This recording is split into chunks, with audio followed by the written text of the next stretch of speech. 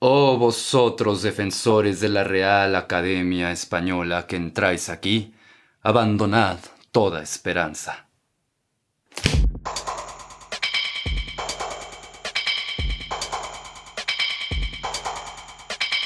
Bienvenidos todos. Hoy vamos a aprender acerca del lenguaje inclusivo. Vamos a aprender a utilizarlo sin dejar fuera a nadie y vamos a determinar cuáles son esos mecanismos colonizadores y dicotómicos que hacen que el lenguaje que conocemos sea excluyente. Así que acompáñame. Sabemos que el lenguaje está estructurado en una dicotomía binaria de género, o sea, masculino con O y femenino con A. Sin embargo, hay muchas identidades y formas de hablar que no entran en esa estructura dicotómica.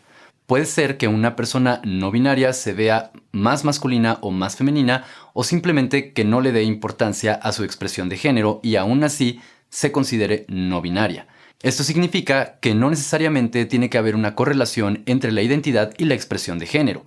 Cuando tenemos una persona que se ve como el género opuesto, significaría que es una persona, por ejemplo, trans. Sin embargo, hay todo un espectro muy amplio, tanto para la comunidad trans como no binaria como LGBT, entre expresiones de género e identidades. En otras palabras, las personas no binarias no le debemos a nadie explicaciones sobre nuestra expresión de género. Hoy nos podemos ver de una forma y mañana de otra. Las diferentes tipografías, como la X, el arroba o el asterisco, realmente se pronuncian como la letra E. Esto significa que cuando vemos palabras escritas como TODXS, no vamos a leerlo como todox, sino como todes. Y nos referimos a la E como una forma de salir de esa dicotomía entre O y A. Lo mismo podría pasar con la U o con la I, pero no se ha popularizado de la misma forma. Si ahora utilizamos la letra E para referirnos a todes y ya no a un grupo con O con A, es porque estamos entendiendo socialmente que ese tipo de lenguaje nos queda corto. La regla gramatical de meter a todes dentro de la palabra todos sigue utilizando una estructura patriarcal donde la O sigue imperando sobre las demás vocales, sobre las demás identidades.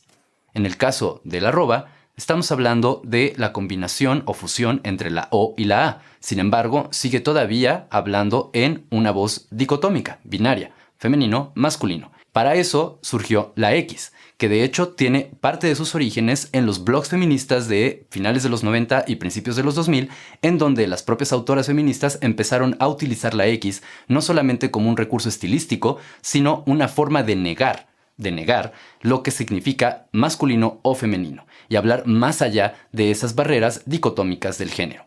En otras palabras, se trata de entender el género más allá de lo masculino y lo femenino. Por lo tanto, no podríamos utilizar letras que tengan que ver con la O o con la A. La X, aunque sea difícil de leer, tiene que ver con esa negación. Es una especie de lectura o de escritura confrontacional con el heteropatriarcado, y esa es la razón por la cual la X es la letra más política del lenguaje. La letra E se ha empezado a utilizar y se ha popularizado ahora para que podamos leer de una forma mejor lo que se escribe en lugar de cuando se utiliza X, que resulta confuso quizás al momento de leerlo. Para eso también han existido otros intentos más actuales, como es el caso de la secte, que su historia se las dejo en este otro video. Otro rasgo importante del lenguaje es que parece estar construido de hombres para hombres, y esto lo podemos ver justamente en los diferentes ejemplos de masculinización del lenguaje, que es cuando ciertas palabras tienen una connotación negativa cuando son escritas en femenino, pero positiva cuando son escritas en masculino.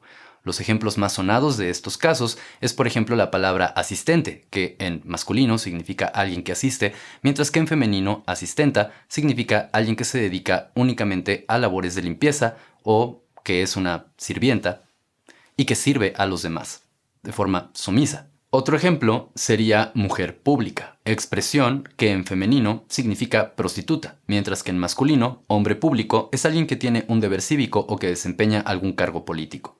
Otro ejemplo, y uno de los más sonados, sería cuando la RAE reconoció que tenía mal el significado de la palabra fácil, ya que una de sus acepciones implicaba que se trataba de una mujer que podía tener relaciones sexuales de manera fácil. Uno de los problemas con el lenguaje español, así como con muchos otros, son sus bases estructurales en un colonialismo. Esto significa que aunque parece que es algo que pasó hace mucho tiempo, hace 500 años o más, todavía vivimos los estragos de ese proceso. algo a lo que se conoce como postcolonialismo. Durante todo este tiempo, las instituciones han estado a cargo de hombres que han creado formas gramaticales pensando únicamente en ellos como el grupo dominante. Y es algo que podemos rastrear tanto en la historia, en la cultura, en el arte y por supuesto en la lingüística. La Real Academia Española ha defendido la lengua, el lenguaje español, a capa y espada durante mucho tiempo, lo que significa que también ha defendido estos modismos y estas estructuras coloniales. Por ejemplo, el binarismo de género, femenino y masculino, es algo que se obtuvo a partir de esos procesos históricos, no es algo que ya existiera antes de la colonia. Ejemplo de ello son las personas o identidades que no se ajustan a categorías estancas como masculino, femenino, hombre, mujer, el caso de los mushes o las personas con doble espíritu. La RAE tiene una deuda histórica con todos quienes no nos hemos identificado con ese lenguaje binario. Al mismo tiempo, también existe mucha resistencia desde la parte social, con lo que podríamos llamar la policía del género o la policía del lenguaje, que nos dice cómo tenemos que hablar y por qué tenemos que hablar de esa manera. Hay mecanismos de inclusión y de exclusión en el lenguaje. Sin embargo, hay personas, por ejemplo, como Paris Hilton, que han tenido la posibilidad de crear palabras como sliving, que es la combinatoria de living y slaying, slimming. Eso es algo que no se puede hacer a nivel de la lengua española justamente porque la RAE no quiere realizar cierto tipo de inclusiones. A veces parece que esos mecanismos no son precisamente parciales, sino que tienen que ver con esos procesos coloniales. La pregunta es si personas como Paris Hilton pueden inventar palabras, ¿por qué no empezar a utilizar palabras como todes, que sí tienen que ver con una importancia identitaria? Entre más apoyo le demos a este tipo de cambios en el lenguaje, tendremos una sociedad mucho más incluyente. El empezar a decir palabras como todes no significa un daño a algo inmaterial como el lenguaje, sino el apoyo a quienes de forma tangible tenemos en nuestro contexto y que necesitan ese reconocimiento. En los comentarios de este video esperamos que haya más comentarios de apoyo que de resistencia.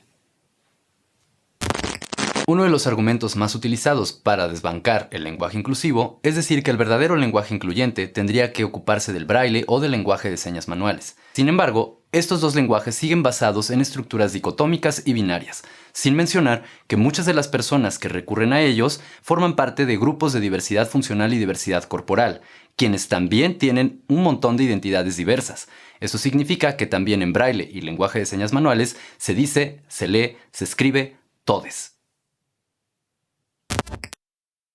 Una vocal puede oprimir la vida de una persona. Efectivamente, el uso de una vocal incorrecta puede llegar a afectar la vida de las personas. Y esto solo lo sabemos gracias a las aportaciones de el feminismo, la diversidad sexual y otros movimientos sociales que están profundamente enraizados en el origen del lenguaje inclusivo. Discusión que merece su propio espacio. ¿Dije todos o todes?